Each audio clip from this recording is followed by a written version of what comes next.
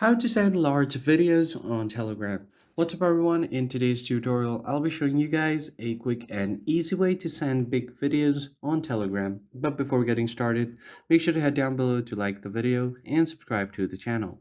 So the first thing that you need to do is open up your Telegram app. But before you do that, you first need to locate your files. So go ahead and open up your files on your phone. All you need to do now is locate the video that you want to send, long press on it, and then what you're going to do is compress the video or the file that you want to send. Just tap on compress and it will compress the file right here. Now, once the file is compressed, you can just go ahead and send the compressed file on your Telegram.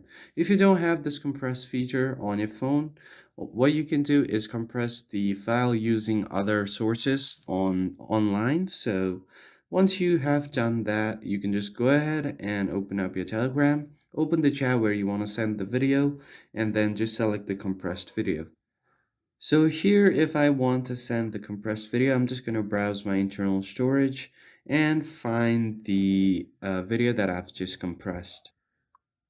Now, once you have found the file, you can just send your file like this, and you should be good to go. So that's pretty much it. I hope you found it helpful. I'll see you guys all in the next one.